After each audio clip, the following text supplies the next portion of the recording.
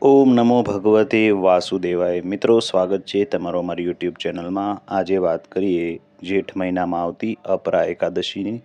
તો વિડીયોમાં અંત સુધી જોડાયેલા રહેવા વિનંતી છે. મિત્રો, અપરા એકાદશીની શરૂઆત એ જ્યેષ્ઠ માસના કૃષ્ણ પક્ષની એકાદશી છે, જેની 12 મેના રોજ બપોરે 2:52 શરૂઆત થાય છે અને બીજા દિવસે 13 મેના રોજ બપોરે 1:29 એકાદશી પૂર્ણ થાય છે.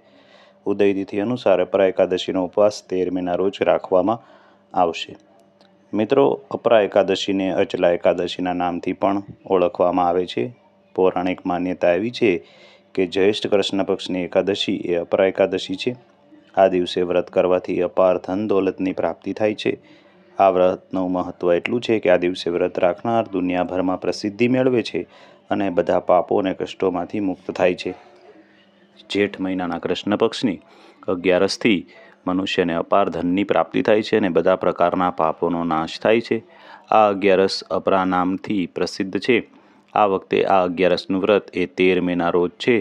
ભગવાનને 11ની તિથિ પરમ પ્રિય છે, તેથી 11ના વ્રતનું પાલન કરનાર ભક્તો પર પ્રભુની કૃપા એ કાયમ વરસે છે. વિદ્વાનોના જણાવ્યા મુજબ આજે જનનીના આશીર્વાદ જે રીતે બાળકને પ્રાપ્ત થાય છે, તેવી જ રીતે 11ના વ્રતના નિયમનું જો પાલન કરવાથી 11 કરવામાં આવે તો મનુષ્યને પુણ્ય ફળની અવશ્ય પ્રાપ્તિ થાય છે અને જે કોઈ કામનાથી આ વ્રત કરે છે તેને ચોક્કસ એ ફળદાયી નીવડે છે.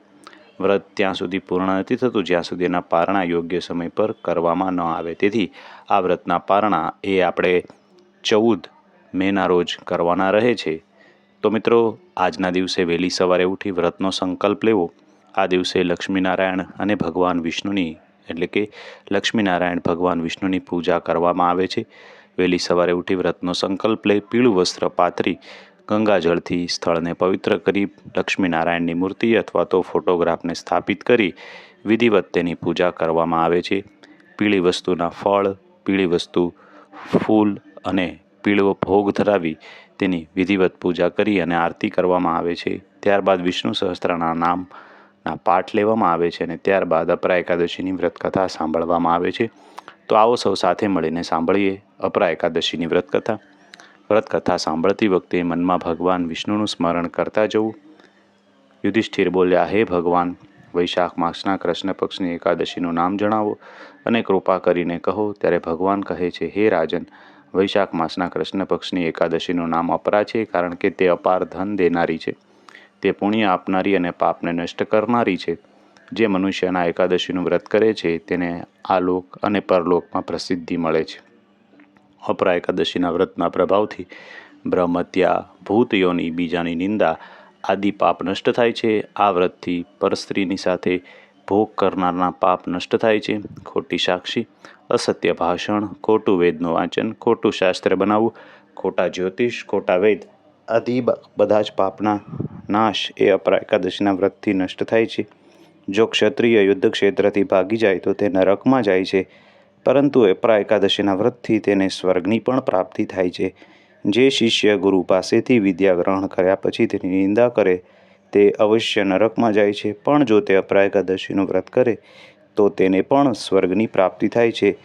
જે ફળ 3 પુરસ્કારોમાં સ્નાન કરવાથી અથવા કારતક માસમાં ગંગા સ્નાન કરવાથી અથવા પિંડદાન કરવાથી મળે છે, તે ફળ અપરા એકાદશીનું વ્રત કરવાથી પણ મળે છે.